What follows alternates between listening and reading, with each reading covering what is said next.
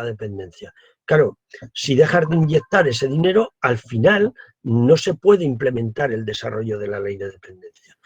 Esta cartera de servicios, todo el mundo, hay que tocarla, claro, es que esta cartera de servicios es una pasada, pero claro, si luego haces el decreto de 31 de diciembre del 2013 y declaras incompatibles los servicios entre sí y además reduces la intensidad de la ayuda a domicilio y además reduces la prestación económica de cuidador familiar en un 15% y además dices, pues claro, ese problema de la intensidad, de la incompatibilidad, de la reducción y de los recortes hacen que este catálogo de prestación de servicios del artículo 15 se convierta en no idóneo para resolver el problema de las necesidades de las personas dependientes.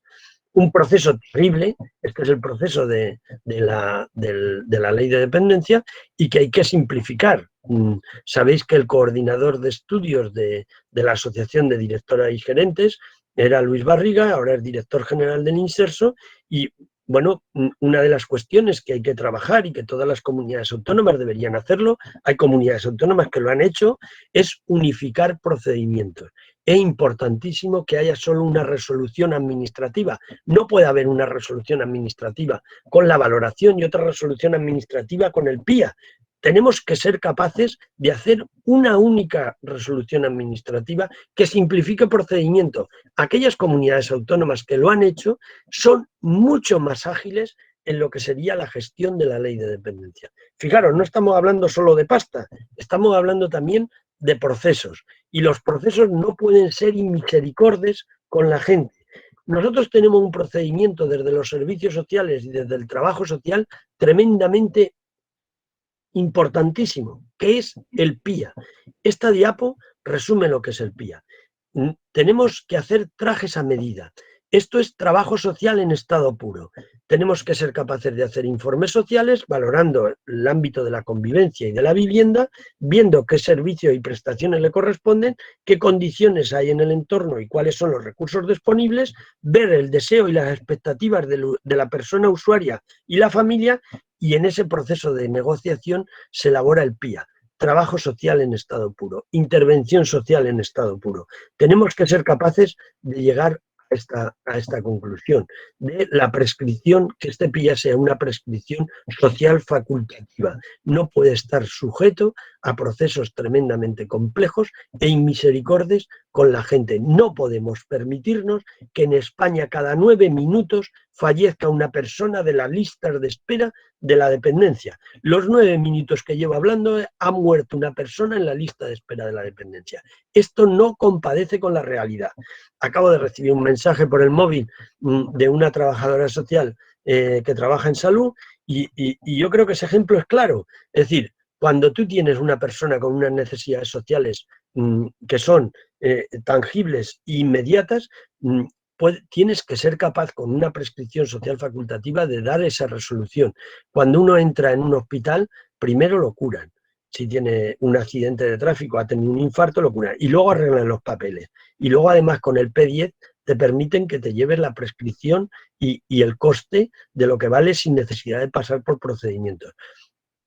Esa asimetría yo no espero que lo resolvamos. Es más, yo creo que no lo veré en mi vida laboral activa, pero confío en que demos los pasos para que la simplificación de los procedimientos nos lleven a la prescripción social facultativa de los servicios sociales y especialmente de la ley de dependencia y también de los procesos de inclusión social con el nuevo derecho que se tiene que garantizar, que también compadecería con esto, que es el derecho a la inclusión social en el marco de la prestación económica, del derecho de rentas, de la prestación económica para la subsistencia. Dicho esto, y con esta presentación general, nos vamos a cómo está el asunto. La Asociación de Directores publica todos los años un dictamen que tiene 300 páginas, cada comunidad autónoma la podéis ver en directoressociales.com, además podéis bajarlo, podéis utilizarlo, podéis hacer lo que queráis, está a disposición de todo el mundo y en 275 páginas hay un análisis general, hay una aplicación de la escala y hay un informe de cada comunidad autónoma donde se explica cómo ha funcionado. Y además este año hemos hecho un análisis del MOMO, hemos hecho un análisis de los muertos, de los muertos que ha habido este año. Si hubiera que resumir en un solo Twitter cómo ha sido la ley de dependencia este año, tendríamos que hablar de la catástrofe, y hablando con el término de lo que significa catástrofe, de lo que ha sido el sistema de atención a la dependencia. El sistema de atención a la dependencia ha fracasado estrepitosamente en el momento donde más nos necesitaba la gente más vulnerable. Todos los indicadores que salen del sistema de atención a la dependencia en el año 2020 son catastróficos. Veréis que los datos son palmarios y esto es algo que no nos podemos perdonar, que como profesionales de los servicios sociales debemos de exigir y defender que esto no puede volver a ocurrir. Durante 2020 murieron 55.487 personas en las listas de espera de la dependencia y esperando resolución sin haber podido ejercer un derecho derivado de su condición de persona como dependiente. Y esto es 152 personas diarias. Y frente a eso, la ley de dependencia no supo adaptarse. No supo adaptarse porque tuvimos que cerrar los centros de día, porque fallecía la gente en las residencias, porque los propios profesionales no sabíamos cómo responder y no pudimos adaptarlo. Y esto no puede volver a suceder. Si tú cierras un centro de día, no puedes tener una resolución administrativa para cambiar el recurso y dar apoyos domiciliarios cuando se cierra el centro de día por COVID. Y este procedimiento administrativo nos ha hundido como sistema de protección social y nos van a reclamar. Esto es, ¿cómo puede ser? ¿Sabéis que hemos retrocedido al año septiembre del 2017 en plazas de residencias dependientes ocupadas? Es decir, ¿cómo puede ser cuando más nos necesita la gente que los servicios sociales recorten presupuesto y despidan a personal? Esto es, se entendería que se echase a los médicos y a las médicas y a los enfermeros y enfermeras y se recortara en sanidad en plena epidemia de la COVID. Pues esto es lo que ha pasado en servicios sociales. En el año 2020 no se puso ni un solo nuevo euro, ni un euro para el sistema de atención a la dependencia, ni uno, por parte de la Administración General del Estado, ni por las comunidades autónomas. La dependencia no se estanca, sino que por primera vez retrocede desde el año 2015. O sea, ¿cómo puede ser que retroceda la dependencia en el momento que más nos necesitan? Cuando han muerto 248.000 personas dependientes en este país con el tema de la COVID. Esto es indignante y deberíamos de haberlo puesto en la agenda pública y en la agenda de los medios de comunicación y en la agenda de los políticos, porque esto no puede permitirse que haya menos personas que de alguna manera tenían que ser atendidas como en esta época de la dependencia. En la dependencia ha habido 4 fases. La primera fase, que fue una fase caótica, que empezamos, no sabíamos qué hacer en el 2006, todo el mundo, vamos, yo recuerdo que en aquel entonces nosotros publicamos un libro, que era el libro morado, había 3 libros, que era el libro rojo que publicamos de las moscas, que publicamos contra el libro de blanco de la dependencia, el libro amarillo de las moscas, que fue contra el anteproyecto de ley de la dependencia, y el libro morado, que iba a ser verde, pero al final la Patrocinio de la ERAS decía, vamos a hacerlo verde para que sea como los semáforos, que era la aplicación de la dependencia en los servicios sociales. Y al final salió morado y tiene sentido porque si estáis atentas, hoy se celebra el día que hace valer esa maldad que nosotros hicimos de la Asociación de Gerentes de ponerlo morado. Cuando estaban los 3 libros juntos en una estantería, ¿no?, de oficial, tenían todos los despachos oficiales, tenían los 3 libros juntos y sin quererlo habían compuesto la bandera republicana, que hoy es el día 14 de abril. Lo tenían ahí el libro rojo, el amarillo y el morado. Esto fue una maldad del Gustavo y que, bueno, al final pues salió así.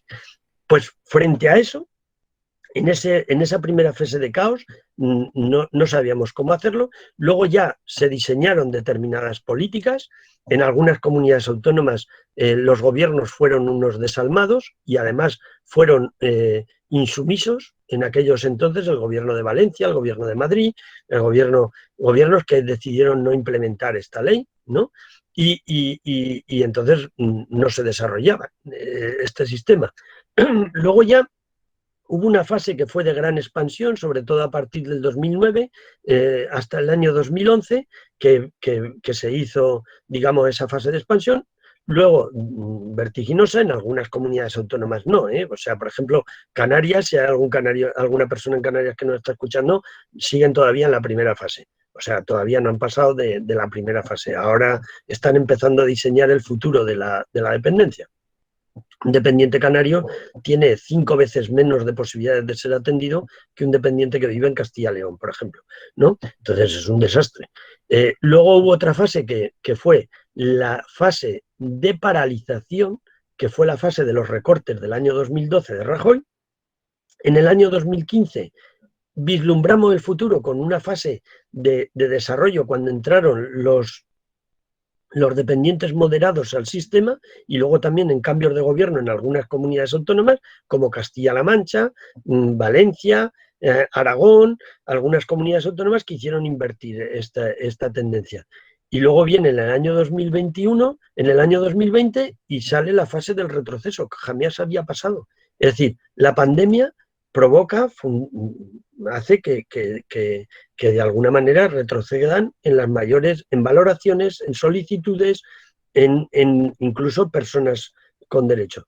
Hay comunidades autónomas que han sido tan terribles que dicen, es que hemos reducido la lista de espera. La lista de espera, luego veréis por qué se reduce. En estos momentos tenemos 232.000 personas que están en la lista de espera de la dependencia. Esto se ha reducido, pero se ha reducido no porque ha habido nuevos beneficiarios al sistema, porque estas personas que han dejado la lista de espera, donde están, es en el cementerio, no porque se le ha dado una prestación o servicio. Fijaros qué dato terrible. La media en España es de 430 días de espera para que desde que echan la solicitud te la dan. Si algo no tiene la persona dependiente, es tiempo. Fijaros, es una barbaridad, porque una persona dependiente tiene en el 54% de los casos más de 80 años.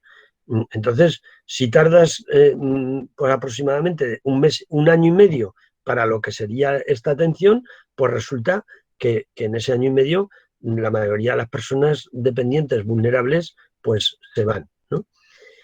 Otro recorte encubierto, los grado 3. En febrero del 2012, como quien no quiere la cosa, se cambia el baremo de la dependencia. Se cambia el baremo de la dependencia y desde entonces estamos perdiendo personas con grado 3. Es un recorte encubierto. Se paga dependiendo del grado. Los grado 1 pagas mucho menos, los grado 2 pagas un poco más, los grado 3 pagan un poco más.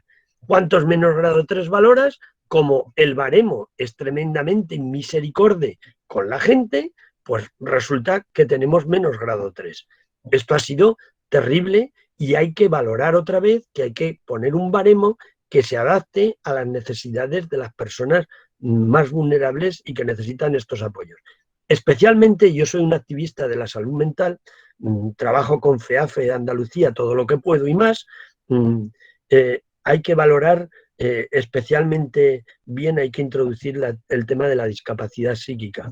El tema de la salud mental es algo que nos va a crujir. No se están dando cuenta, la última ola de la pandemia, la última ola del COVID, es la de la salud mental. Vamos a acabar todo majarones. Es que o protegemos el tema de la salud mental o estamos de alguna manera discriminando a esas personas que están en la puerta giratoria de la sanidad y de los servicios sociales y la dependencia. Especialmente, fijaros qué datos, es que no hace falta ni comentar. Yo muchas veces hago gráficas porque así me ahorro tener que explicar, ¿no? Cuando me enteré que Reagan le hacían solo gráficas en todas lo que leían eran gráficas, dije, bueno, pues ahí lo veis. Es decir, en el año 2020, 35.000 personas menos solicitaron la ley de dependencia. Es decir, el descenso de solicitudes se da por primera vez desde el año 2014, que se produjo ese descenso por los recortes del año 2012-2013.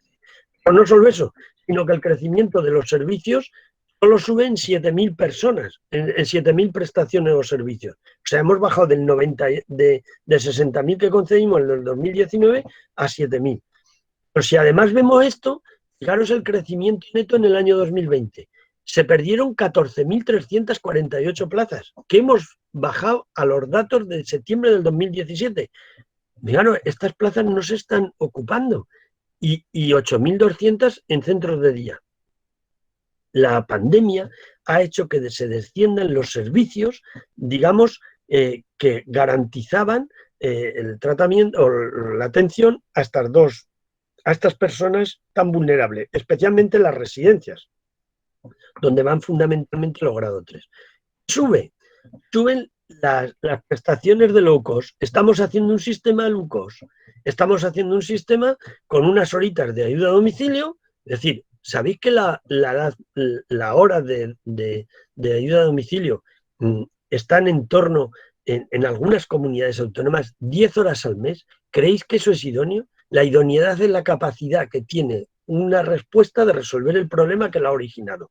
Y luego prestaciones económicas de cuidadores familiares. Es que sale muy barato, pero habría que analizar, y animo a que alguien analice el efecto de género del tema de la dependencia. Es que esto es terrible. Es que pagar a una mujer, fundamentalmente mujer, porque el 80% son mujeres, el 84% son mujeres que son cuidadoras no profesionales. Pagar 280 euros al mes por atender 24 horas al día a una persona dependiente es algo que tenemos que denunciar. Es que hay que ver si esto es una decisión libre de la mujer de ayudar y de acompañar y de dedicar su atención a esa persona vulnerable, o es de manera obligada tener que hacer esto porque los recursos no compadecen con la idoneidad de lo que se está estableciendo. Fijaros, en el tema de las residencias, casi el 50%, el 46,5% del dinero que gastamos o que invertimos en dependencia se gasta en residencias. Fijaros, y solo atendemos en residencias al 11,5%. Es decir, el tema de las residencias es un tema que hay que valorar. Que tenemos que cambiar el modelo. La Asociación de Directoras y Gerentes ya tiene un grupo de trabajo que va a presentar posiblemente en un mes. Vamos a presentar cuál es el modelo que nosotros planteamos a futuro. Claro, veréis que choca con todos los modelos de residencias que plantean otra gente. Claro, porque si lo hacen los geriatras dicen, no, un geriatra en cada residencia. Si lo hacen los nutricionistas, dirían un nutricionista en cada residencia.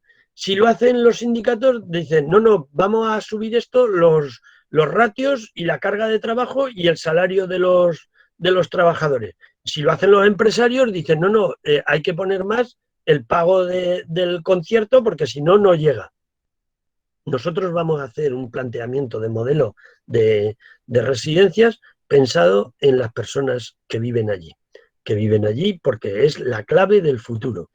Espero que si nos seguís y os interesa, pues que sepáis que probablemente en el mes de mayo tengamos la posibilidad de presentar este estudio de la Asociación de Directoras y Gerentes, incluso con la aplicación de un índice DEC que puede incluso clasificar el tema de las residencias. Pero valorando las intensidades de las prestaciones y servicios, que son muy mejorables. Fijaros, la prestación económica para cuidados familiares tiene un importe medio de 306 euros. Las prestaciones económicas vinculadas al servicio, 447, que esto es terrible. Si hay alguien de Extremadura que nos esté escuchando, no puede ser que el sistema de atención a la dependencia de Extremadura esté en un 70% en manos de las prestaciones económicas vinculadas y además sin regular a través de un decreto, de una orden que haga posible que no sean las entidades quienes seleccionen a los usuarios, sino que los usuarios seleccionen las prestaciones y las entidades que quieren ir. Y luego lo de la ayuda a domicilio es que es de risa, de media 17 horas al mes para grado 1. Esto ya digo que en alguna comunidad autónoma es de 10 horas al mes, 36 horas para los de grado 2 y 57 para grado 3. Es verdad que con 2 horas y media diarias de lunes a viernes para los grado 3 es absolutamente insuficiente. no de los cuidadores con convenio sobre el total. Es decir, teníamos 170.000 mujeres que estaban cotizando al convenio de cuidadoras no profesionales de la Seguridad Social. Este derecho se ha recuperado, lo recuperó la ministra Carcedo en la época que Manuel Martínez Domínguez era director general de Servicios Sociales. Fue uno de los avances en el tema de la dependencia que hubo en el gobierno primero transitorio de Pedro Sánchez, pero fijaros, ahora resulta que solo hay 60.000 personas cuidadoras que se han dado de alta. Es decir, no hemos recuperado los 170.000. Fijaros qué fácil es recortar un derecho. A Rajoy eso le costó un día en el BOE, quitar el derecho de las cuidadoras, y sin embargo ya llevamos 2 años con esta prestación que es derecho y todavía no hemos alcanzado ni siquiera un tercio de los que había cuando se le quitaron el derecho. Y estamos hablando de mujeres cuidadoras. Aquí tenéis, para vergüenza, las comunidades autónomas, los porcentajes que tienen de esto. ¿Habéis visto que han hecho una campaña de comunicación? ¿Habéis visto que se han dirigido a esas mujeres para facilitarles el programa para que se hagan del convenio de cuidadoras? No, ya no nos interesa eso. Recuperar derechos cuesta mucho tiempo. La evolución de la lista de espera ha sido terrible. Veis cómo es en el 2020 la evolución de la lista de espera, cómo se ha reducido en 30.000 personas. Sin embargo, estas 30.000 personas tendrían que estar como nuevas beneficiarias. Pues no, no están de nuevas beneficiarias. Entonces, ¿dónde están las 30.000 personas que se han reducido en la lista de espera? En el cementerio. En el cementerio.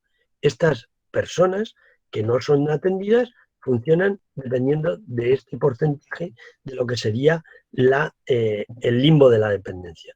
Fijaros, desde Castilla y León, que no tiene prácticamente el limbo de la dependencia, no tiene lista de espera, a Cataluña, que casi 1 de cada 3 personas tienen en lista de espera. Pero luego todos hacen trampa. Canarias hizo una trampa. La consejera Valido, que es del anterior gobierno, dijo, como me sacan muy mal la lista de espera del limbo de la dependencia, voy a coger y voy a dejar de valorar.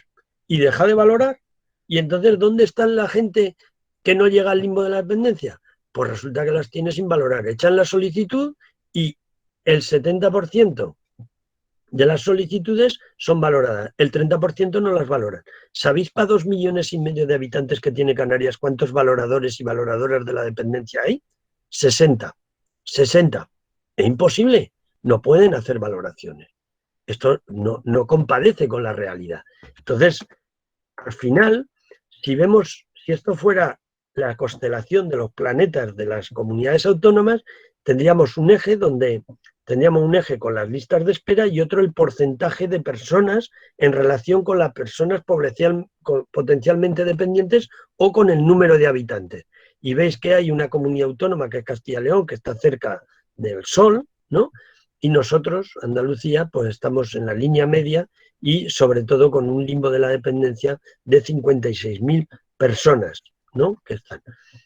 ¿Cómo han sido lo de las muertes? Mirad, en esto voy a ser más rápido porque es que me pongo malo, porque es que no puede ser. En el mes de abril se registraron 35.000 personas con solicitud fallecidas. Es decir, esto fue un 113 superior a lo esperado y superior al mes de marzo. En abril del 2020 fallecieron mogollón de gente. Y nosotros, los servicios sociales, ¿dónde estábamos? Os lo pregunto a los que estáis aquí. ¿Dónde estábamos?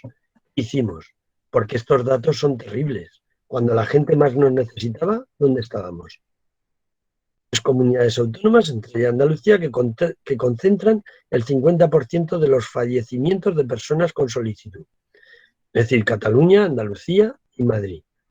Esto es terrible porque, de alguna manera, esas 250.000 personas con solicitud fallecidas, fijaros cómo eran, o sea, tenían más de 80 años, eran fundamentalmente mujeres, es decir, verdaderamente fue algo terrible que nosotros ahí no estuvimos y eso no sé si algún día nuestros usuarios y nuestras usuarias nos dirán, ¿vosotros qué hicisteis? ¿No?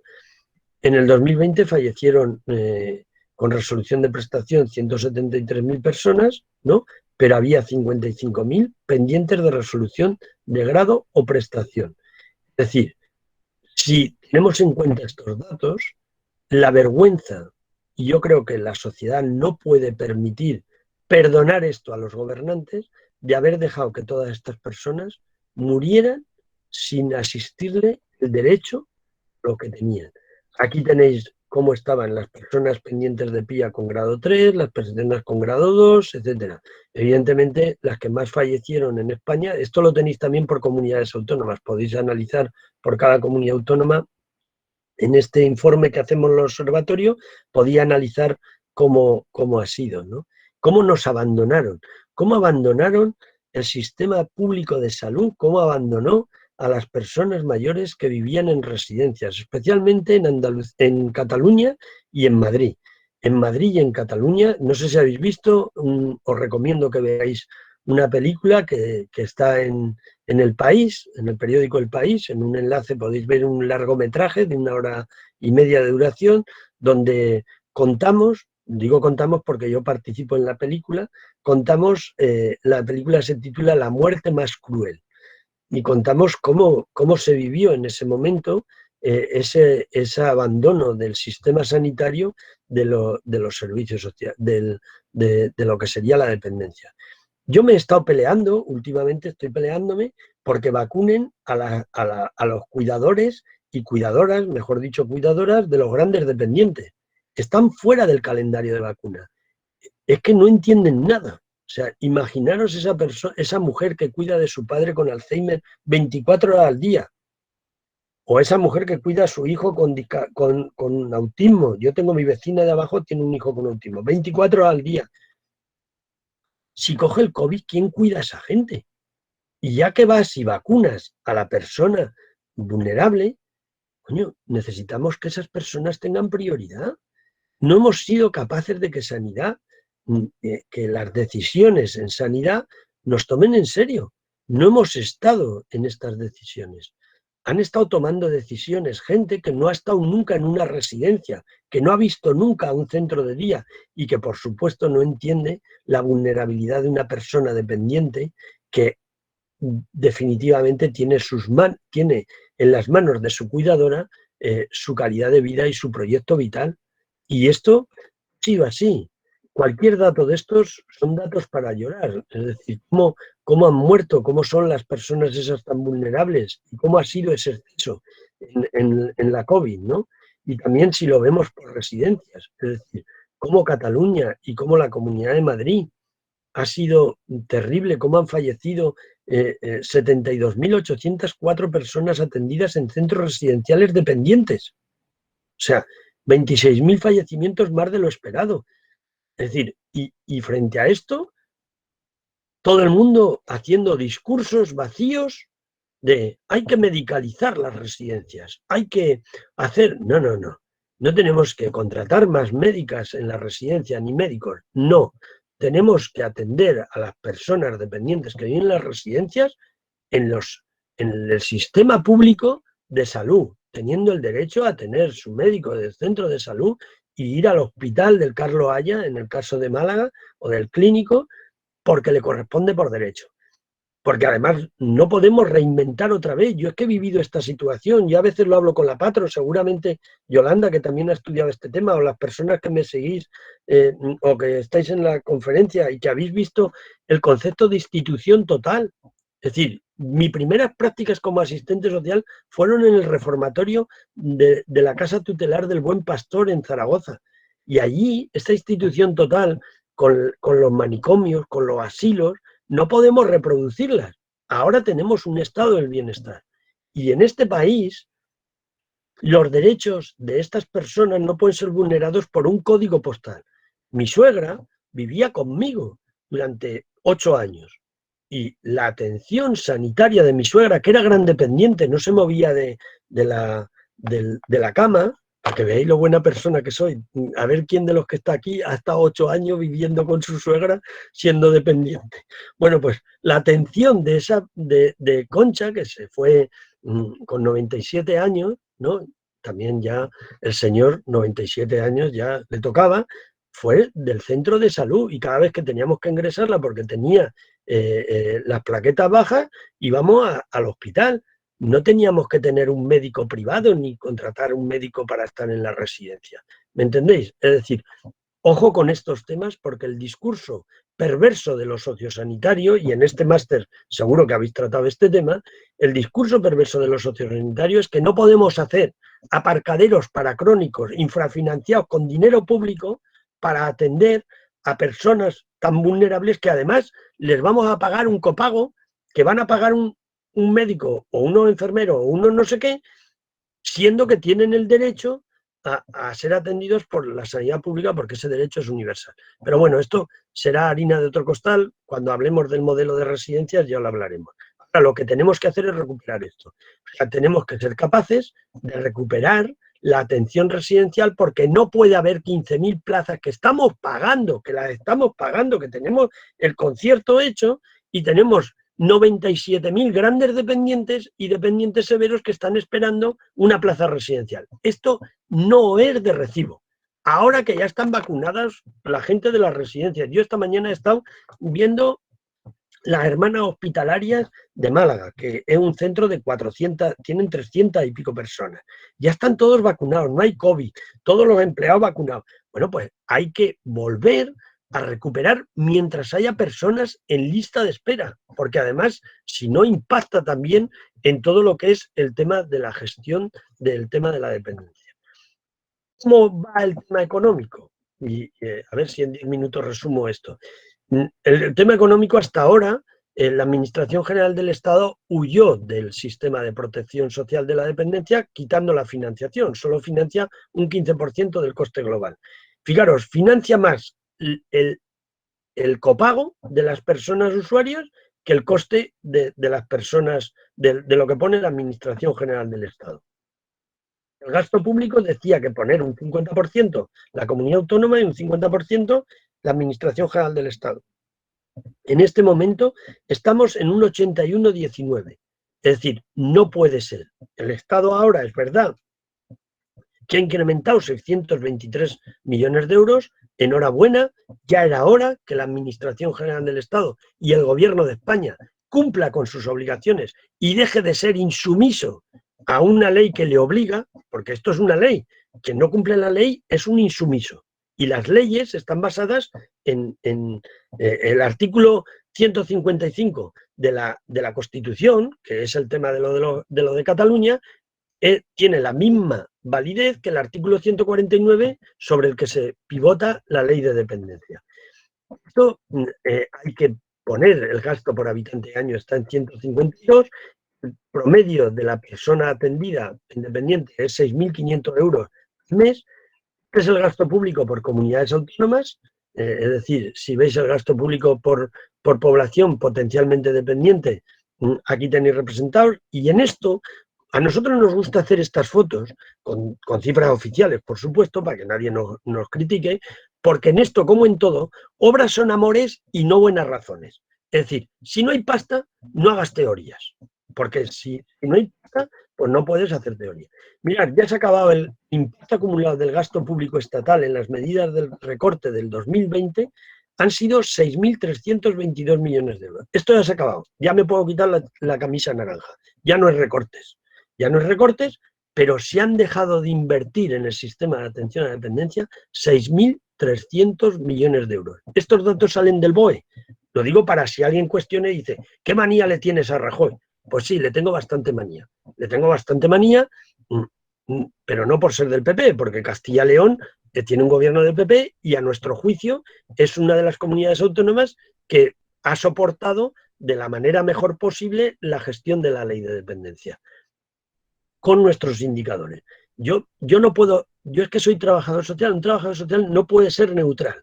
Es decir, ante una vulneración de derechos humanos, el trabajador social tiene que tomar partido, no puede ser equidistante. Entonces yo tengo algo personal contra Rajoy.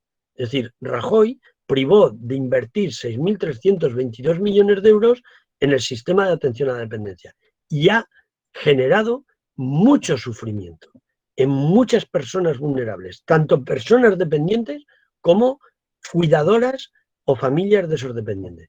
Siempre digo que si no tienen alma los políticos, que cojan la calculadora, porque la mejor inversión pública que se puede hacer en este momento es la inversión en dependencia. Por cada 1.000.000 de euros que invertimos en dependencia, generamos, en el año 2020, como bajó centros de día y residencias, hemos bajado 35 puestos de trabajo directos, estables y no deslocalizables.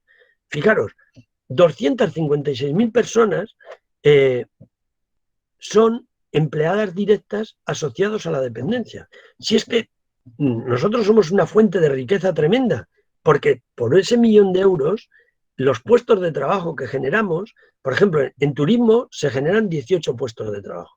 En obra pública, cuando hizo Zapatero lo del plan Zapatero, que fue una gilipollez, generaba menos de 17 puestos de trabajo por 1.000.000 de euros, 1.000.000 de inversión pública. Nosotros generamos 35. Y además son dineros que van a empleo femenino, son estables porque aquí hay viejos para aburrir, son directos porque se contrata directamente a la persona para trabajar y son no deslocalizables por escoger, como pasó en Linares o como pasa ahora en no sé dónde, que se llevan la fábrica a un país del tercer mundo y te quitan los puestos de trabajo. La gente va a estar donde está, es decir, no son deslocalizables los empleos.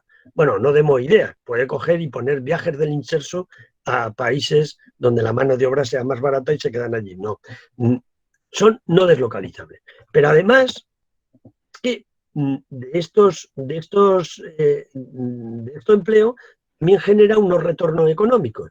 Yo no sé si hay alguien de Jaén que trabaja en Macrosat, que escuchándome, no sé si mi amigo Andrés estará por ahí, pero yo, todas esas empresas que se dedican al tema de lo que sería la dependencia, el 40% de la inversión pública se revierte otra vez al Estado en virtud del IRPF, de la Seguridad Social, del impuesto de sociedades, de todos esos impuestos que pagan las propias entidades. Es decir, si hacemos 35 empleos directos estables no deslocalizables por cada 1.000.000 de euros y devolvemos 400.000 euros otra vez a la arca del Estado en vez de lo que sería la inversión, pues resulta que estamos haciendo una gran inversión pública. Si nosotros tenemos en cuenta lo que ha aportado el Estado y lo que se ha devuelto en virtud de los impuestos que mayoritariamente van al Estado, veréis que en el año 2020 el Estado aportó 1.383 millones de euros, menos que los 1.800 millones que aportaron el copago, que manda narices, ¿eh? Por cierto, se ha aprobado una proposición no de ley en el Congreso de los Diputados para eliminar el copago de la dependencia. Que sepáis que todo es politiqueo, eso no se puede llevar a cabo. Ha sido una propuesta del CERMI, todo el mundo estamos encantados, pero no han calculado que eso vale 2.400 millones de euros. Y además a ver cómo se soporta eso. Es decir, porque claro, en el tema de centros de día, en el tema de discapacidad sería más fácil, pero ¿cómo justificas que la persona que va a una residencia no aporte el 75% de su pensión? A ver cómo justificas eso y de dónde, sobre todo, de dónde sacas los 2.000 y pico millones de euros que son lo que aporta el copago. Entonces, con todo esto, fijaros, el Estado ha ingresado en virtud de la dependencia 2.895 millones de euros. Es decir, si yo tuviera que hacer un titular, la Administración General del Estado, durante todos estos años, ha hecho caja a través del sistema de atención a la dependencia. Fijaros, es terrible este tema. Frente a eso, hicimos una reunión el 14 de diciembre del 2016 con lo que sería el Pacto de Estado por la Dependencia. Esto es el Congreso de los Diputados, no sé si veis la foto, ahí están todos los grupos políticos, menos el PP. Está, bueno, Errejón ahí entonces estaba en Podemos, pero bueno, da igual, están todos los grupos políticos y firmamos todo este acuerdo, que era cómo revertir los recortes, lo hemos conseguido, cómo elaborar procedimientos más simples, que se está en ello, y luego hay que iniciar que esta negociación se haga en el Consejo de Política Fiscal y Financiera para que esta financiación no dependa del albur de estas decisiones. Seguimos con este pacto de Estado intentando conseguir que haya un sistema de información de la dependencia, que lo va a haber, es decir, el director general del Inserso ha publicado un artículo, una medida que se aprobó en el Consejo de Ministros al principio de marzo, que la gente no se da cuenta porque no lee, si leyese se daría cuenta, pero si veis el BOE del 15 de marzo, veréis que el Real Decreto 150 del 2021 acaba y consigue el punto 5 de este acuerdo del Pacto de Estado por el Sistema de Atención a la Dependencia. Es decir, es importantísimo tener ese sistema de información en los servicios sociales. Al final, la inversión va a ser este año de 2.000 millones de euros, es decir, el plan de choque del Gobierno de España es una gran noticia y nosotros hemos hecho las cuentas, con estas cuentas nos salen a cuántas personas podemos atender. El plan de choque del Gobierno de España revierte los recortes de la dependencia y puede atender a 100.000 personas del limbo de la dependencia. En Andalucía hay 56.534 personas, digamos, que están en dependencia, que están en lista de espera de la dependencia. Bueno, pues con este incremento de la financiación de los 122 millones de euros que va a recibir la Junta de Andalucía, podría atender a 22.090, casi un 40%. El año pasado veis el número de personas beneficiarias incorporadas al sistema. Hay comunidades autónomas que tienen datos negativos, incorporaron menos, o sea, no mantuvieron ni la tasa de reposición de los beneficiarios en plena pandemia. Es una cosa tan atroz que es inexplicable, deberían irse a su casa la gente que ha estado gestionando esto. Tenemos unos gobernantes que ha habido comunidades autónomas, especialmente la comunidad autónoma de Cataluña y de Madrid, que entre ellas 16.000 personas menos atendidas y han estado pagando los servicios. Se podrá ser más, no sé cómo decirlo, incapaz para poder desarrollar esto. Bueno, tenemos esa buena noticia, tenemos 2.006 millones de euros de dependencia. Yo tengo advertido una cuestión y se lo dije al ministro y se lo digo a todo el mundo. Si estos dineros a final de año no se gastan, el ministerio y toda su gente se tendría que ir a su casa por incompetentes.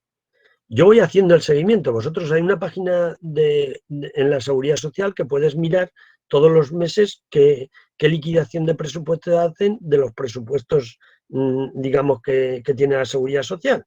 Entonces voy mirando por lo del ingreso mínimo vital, los de dependencia, vamos, los que a mí me interesan. Y voy viendo cómo van gastándose. Ojo que puede sobrarnos dinero. Puede sobrar dinero. Si sobra dinero, ¿cómo lo vamos a explicar? Sí, al final, tienen que intentar, el ministerio dice, del 21 al 22 lo que vamos a hacer es que el plan estatal, de alguna manera, reduzca las listas de espera, que se mejoren las condiciones laborales y profesionales de las personas que trabajan en el sistema de la dependencia y mejorar los servicios y prestaciones. Vale. También, el año que viene, no este, convertir la teleasistencia en un derecho subjetivo, plantear el tema de la figura del asistente personal, revisar el sistema de copago y evolucionar hacia un modelo de atención personalizado, flexible y centrado en las auténticas necesidades de las personas. Y claro, yo con todo esto creo que tendría que bajar el limbo de la dependencia a 130.000, ¿no? Y para terminar la exposición, aunque como hay gente de otros sitios no me voy a entretener, pensaba que íbamos a ser todos de Andalucía, pero esto lo tenéis en el portal de directoresociales.com. Podéis ver en Andalucía cómo ha sido esto. Nosotros calculamos que va a haber 22.000 personas, que se van a generar 5.000 puestos de trabajo nuevos. En Andalucía subieron el número de beneficiarios, pero bajaron las valoraciones, bajaron las solicitudes, bajó la lista de espera y esto es terrible porque, a excepción de la subida de beneficiarios, lo que plantean los datos que no hemos mantenido las tasas de reposiciones en los indicadores importantes de la comunidad autónoma. Nosotros, Andalucía, aunque yo soy de Aragón, soy un mañagueño, pero en Andalucía, que es donde vivo, en Málaga, pues veis que tiene el porcentaje del limbo de la dependencia superior al medio de España. Y luego también veis cómo se va evolucionando. Vamos a un sistema de low cost donde fundamentalmente es la teleasistencia y la ayuda a domicilio con muy baja intensidad, y cuando digo muy baja intensidad estoy hablando de 10 horas al mes, es decir, mi madre, que es dependiente en Aragón, vive en un pueblecito pequeño al lado de Cariñena. Bueno, Cariñena está al lado de mi pueblo, y claro, yo veo las necesidades que tiene. Y yo no puedo entender cómo con 10 horas al mes se puede atender a un grado 1, y a mucho menos solo con la teleasistencia. Y luego el espejismo ese de la teleasistencia avanzada, que eso es como tener una tía en Murcia que hace botijos de lana. Vamos a ver, no se puede atender a un dependiente con solamente una teleasistencia. Eso es intolerable. Y este sistema de low cost es peligrosísimo. En Andalucía sube la ayuda a domicilio y la teleasistencia. Bajan los centros de día, la residencia y la prestación vinculada al servicio. Esta es la tarta que representa cómo va evolucionando. Esta es la coartada de que la Junta de Andalucía siempre ha dicho: mientras solo nos paguen el 22% del gasto público, nosotros no podemos avanzar más. Y el recorte en Andalucía del 2012 supuso que el gobierno de Andalucía ha dejado de recibir en todos estos años casi 1.000 millones de euros. O sea, 1.000 millones de euros, que es el presupuesto que tiene la Junta para atender a las personas dependientes. Nosotros tenemos un gasto público por dependiente por debajo de España, es decir, tenemos un sistema low cost. Estamos en una inversión de 150 euros aproximadamente por habitante en Andalucía. El gasto aquí en Andalucía, sobre todo por la ayuda a domicilio, se generan 41 puestos de trabajo por cada 1.000.000 de euros invertidos, y trabajan en el sistema de Andalucía, de dependencia de Andalucía, 52.000 personas. Se dan al Estado 500 millones de euros en este retorno, y luego vemos pues cómo ha habido en Andalucía, desgraciadamente, cómo han fallecido 9.511 personas en lista de espera entre marzo y diciembre. O sea, en los meses de la pandemia, 9.500 personas fallecieron estando en la lista de espera sin que nadie la atendiera. Esto es la tasa de mortalidad superior en Andalucía por domicilios y por residencias, ¿vale? Y el exceso de mortalidad total. Bien, estos son los fallecidos por domicilio en residencias por cada 1.000 habitantes, ¿veis? Por meses. Aquí veis en definitiva la variación de prestaciones. Fundamentalmente, la variación de prestaciones ha servido en el servicio de residencia y en el servicio de centros de día. ¿Qué hay que hacer? Garantías democráticas y estabilidad normativa, impulsar servicios de calidad y profesionalizados. Hay que tener responsabilidad pública y proximidad. Hay que reforzar el tema de la proximidad, complementando la ayuda a domicilio con la prestación económica de cuidador familiar y con la teleasistencia. Hay que hacer una coordinación efectiva entre servicios sociales y sanitarios, pero esto no es el tú la llevas, ni es hablar de sociosanitario. Hay que hablar de la coordinación de los servicios sociales y sanitarios. Cada vez que tengáis una discusión de esto, vosotros decid quién lo paga. ¿Vale? Hay que hacer un cambio de baremo, hay que simplificar y agilizar el procedimiento, y se me ha olvidado poner una cosa aquí, que es que hay que cambiar la litigiosidad de la dependencia, que está comprometida desde el año 2013, está comprometida a que pase esa litigiosidad de lo contencioso administrativo a lo que sería lo juzgado de lo social. Es importantísimo, porque eso no te permite sino litigar contra la administración si te llevan al contencioso administrativo. Yo que he tenido juicios de las dos partes, de contencioso administrativo, y he tenido juicios laborales. El laboral es mucho más sencillo, el juzgado de lo social es mucho más sencillo, no necesitas procurador, no hay condena en costa, etcétera, etcétera. El contencioso administrativo, yo, por ejemplo, cuando me echaron de la Universidad de Málaga, es que estuve 4 años y medio litigando con la Universidad de Málaga hasta que me readmitieron. Y fue una sentencia del Tribunal Superior de Justicia de Andalucía, y además me costó una pasta que no veas, gracias que me indemnizaron como si hubiera estado durante los 4 años dando clase. Pero me tuve que gastar en abogados y en eso lo que no hay escrito. Eso lo puedo hacer yo, pero no lo puede hacer una persona dependiente que es muy vulnerable y que generalmente no tiene esos recursos. Por eso es tan importante que se aplique la jurisdicción de lo social en lugar de la jurisdicción administrativa. En definitiva, me he extendido un poco más, son las 8:15, quería acabar en 1 hora, he ido un poco rápido al final, pero quería dejar también un espacio para que si alguien tiene alguna pregunta me lo pueda plantear. aquí tenéis mi Twitter, que es @ascdiresociales, que no he podido tuitear, pero luego tuitearé todo lo que habéis hecho, si me habéis etiquetado. Mi Facebook, que es José Manuel Ramírez Navarro, mi correo electrónico, por si alguien quiere plantear alguna cuestión sobre los temas que hemos hablado en manera más privada o recibir información de la que nosotros hacemos, y la proclama quijoteril de los servicios sociales, que firmamos aprovechando los 25 años de los servicios sociales y el 400 aniversario del Quijote, que quizá sirve un poco como manifiesto de todas esas personas que estamos luchando, ¿no?, desde ese oficio que es valer a los que poco pueden. Y que para terminar la sesión, pues deciros que quizá pues lo que dice esta proclama me la aplico, aunque es verdad que estamos agotados, estamos asfixiados, pero tenemos que ser propositivos, tenemos que dejar de lamentarnos y tenemos que ser profesionales que defiendan a las personas más vulnerables en todos los sistemas. Y yo creo que tenemos que ser capaces de contagiar a los colegas trabajadores sociales, educadores sociales, psicólogos y psicólogas, enfermeras y enfermeros que trabajan con nosotros, terapeutas ocupacionales, todos los que están trabajando en este sistema de la dependencia y en el sistema de servicios sociales, hacen entender que somos imprescindibles para esa persona vulnerable y tenemos que ser su voz y tenemos que ser capaces de desarrollar esta prescripción social facultativa que en su día nos dará ese valor de justicia social y que, bueno, pues aunque estemos agotados, porque es verdad que yo por lo menos, yo no tenía canas, ahora tengo un mogollón de canas, he hecho mogollón de ojeras, vivo en una situación lamentable, pero a nivel personal creo que merece la pena hacer ese esfuerzo y, como dice la proclama quijoteril, bien podrán quitar los encantadores la aventura, pero jamás nos quitarán el esfuerzo y el ánimo.